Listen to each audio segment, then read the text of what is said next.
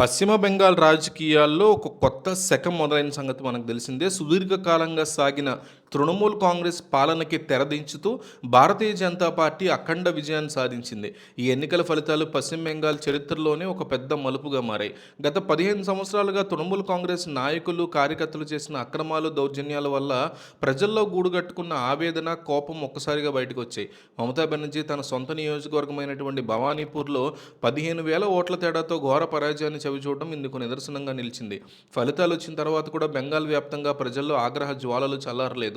సాధారణ ప్రజలు, మహిళలు, పేదలు ఇప్పుడు రోడ్ల మీదకు వచ్చి గతంలో తమను వేధించిన తృణమూల్ కాంగ్రెస్ కార్యకర్తలను నిలదీస్తున్నారు.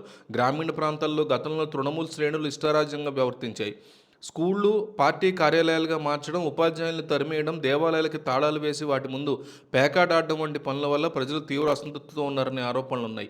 ఇప్పుడు పరిస్థితులు తలకిందులు కావడంతో భయపడిపోయినటువంటి తృణమూల్ కాంగ్రెస్ కార్యకర్తలు చివరికి తమను రక్షించాలంటూ బీజేపీ నాయకులను ఆశ్రయించే పరిస్థితి వచ్చింది. ప్రభుత్వం పేదల కోసం ప్రవేశపెట్టిన పథకాల్లో భారీగా అవినీతి జరగడం ప్రజల్ని తీవ్రంగా కలచివేసింది. రేషన్ బియ్యంలో 10% నొక్కేయడం, డైరెక్ట్ క్యాష్ బెనిఫిట్ రూపంలో వచ్చే రూ. 1,500 నగదులో రూ. 200-300 కట్ మనీ పేరుతో వసూలు చేయడం ఒక అలవాటుగా మారిపోయింది. ఈ కట్ మనీ వ్యాపారం ద్వారా తృణమూల్ స్థానిక నాయకులు విపరీతంగా వెనకేశారు. మహిళల్ని పార్టీ కార్యక్రమాల పేరుతో తీసుకెళ్లి వేధించడం వంటి సంఘటనలు కూడా ప్రజల్లో తీవ్ర ఆగ్రహాన్ని తెప్పించాయి. ఇప్పుడు ఈ అవినీతి నేతల మీద భారీ ఎత్తున చర్యలు ప్రారంభమయ్యాయి. కేంద్ర దర్యాప్తు సంస్థలు రంగంలోకి దిగి తృణమూల్ ముఖ్య నేతలను అదుపులోకి తీసుకుంటున్నాయి. మాజీ మంత్రి సుజిత్ బోస్ని ఎన్ఫోర్స్మెంట్ డైరెక్టరేట్ దాదాపు 10:30 గంటల పాటు సుదీర్ఘంగా ప్రశ్నించి అరెస్ట్ చేసింది. అలాగే మరో వివాదాస్పదమైనటువంటి నాయకుడు షమీం అహ్మద్ ఇల్లు సోదా చేసిన పోలీసులకి షాకింగ్ విషయాలు తెలిసాయి. అతని ఇంటి కింద ఒక రహస్య అండర్ గ్రౌండ్ బంకర్ ఉంది. ఆ బంకర్లో పెద్ద ఎత్తున ఆయుధాలు, దొంగ ఈవీఎం మెషిన్లు, పెద్ద మొత్తంలో నగదు దొరికాయి. ప్రస్తుతం ఈ నాయకుడు పోలీసులు దొరకకుండా పరారీలో ఉన్నాడు.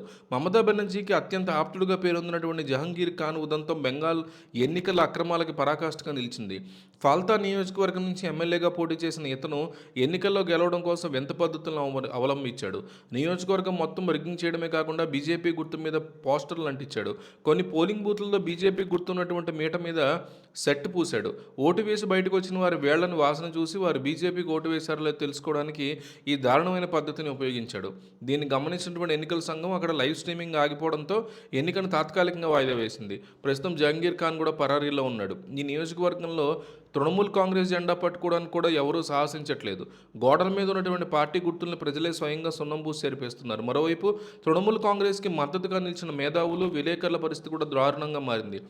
బంగ్లాదేశ్ పక్షపాతి అనేటువంటి పత్రికను నడిపిస్తున్న ఈవీఎంలకు వ్యతిరేకంగా ప్రచారం చేసేటువంటి గర్గ చటార్జీ అనే మేధావి పోలీసుల నుంచి తప్పించుకోవడానికి బుర్కా ధరించి మహిళ వేషంలో పారిపోతూ దొరికిపోయాడు.